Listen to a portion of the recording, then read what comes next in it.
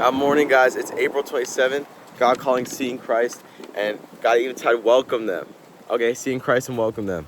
Seeing Christ, I am beside you. Can you not feel my presence? Contact with me is not gained by the senses. Spirit consciousness replaces sight. We talked about this a lot on this channel.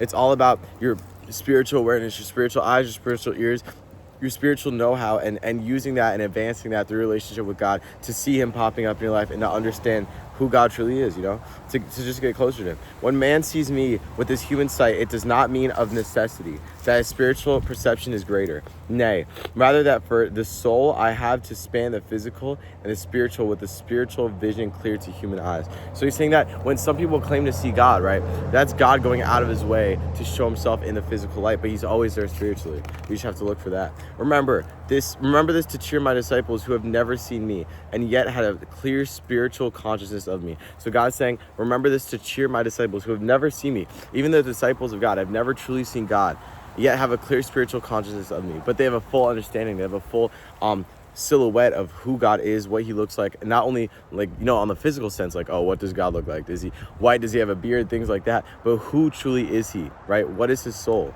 What does he mean? What does he portray himself as? What is his essence? God even said, welcome them. More and more I shall send into your life those whom you shall help. Have no fear. Do not doubt your wisdom to deal with them. It is my wisdom that will help you, not any wisdom of yours. So that's a huge thing that I feel like we all need to hear, right? So much as Christians, right? If you've just gotten to the point where you're super devout and you love the Lord, you want to help people. You always want to kind of put your opinion in things, and that's where a lot of naggy Christians can come in. And we see that's super prevalent and heavy. We're just judgmental, naggy Christians, and those aren't real Christians. Those aren't people who like God calls us not to be judgmental. God calls us not to be prideful. But so many Christians, once they start gaining this relationship with the Lord, it's like a false sense of entitlement, right? And God's saying right here that it's not even our wisdom that will save people. It's not our wisdom that will help people. It is God's, right? And we have to do God's will.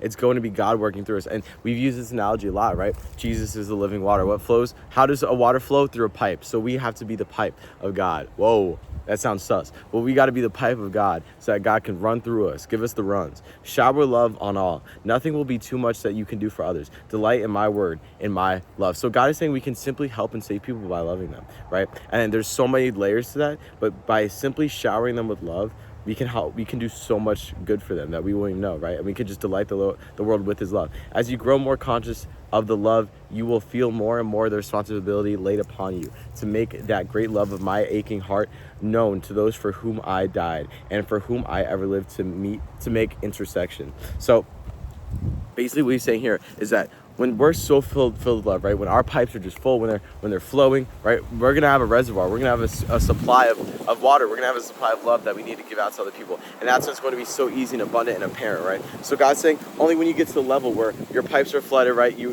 have full spiritual consciousness of the Lord, right? You're able to see who he really is. You're able to understand him. You're able to see him with your spiritual eyes, your spiritual ears, right? You're able to have all these different know-hows and all these different experiences to pull from, and a true, real understanding of the Lord. Only then is when we can truly be a disciple of God and help people, right? But God is saying to get into that, it starts with love. It starts with loving them. So that last line, as you grow more conscious of that love, you'll feel more and more that responsibility laid upon you. So when we are full of that love, right, we're going to have an overflow and we're going to have to put it somewhere. All right, so if you guys find it hard or challenging to find love now, you need to work on yourself and your relationship with the Lord, and then that will come. Don't skip steps. Laid upon you to make that great love of my aching heart known to those for whom I died and for whom I ever lived to make intersection. So we are going to, and then wait, let's go back to that first line. More and more I shall send into your life those whom you shall help. So God's saying right here that we need to learn to love. We need to learn him. That's why the first part was all about God, right? Seeing God's spirit. We need to learn to love him, to know him, to understand him, to be able to help others, right? So don't you dare go skipping steps, or else you're just going to do more harm than good, right? And you're going to put your pride, your ego into it, and it's just going to ultimately hurt you in your relationship with the Lord. So grow that first. Get filled up with love from the Lord. Be able to acknowledge him, be aware of that love that he's giving you, and just accept it, and then be able to push that onto other people. So I love you guys so much. That is April 27th. God calling. I love you guys, and with that, I will say amen.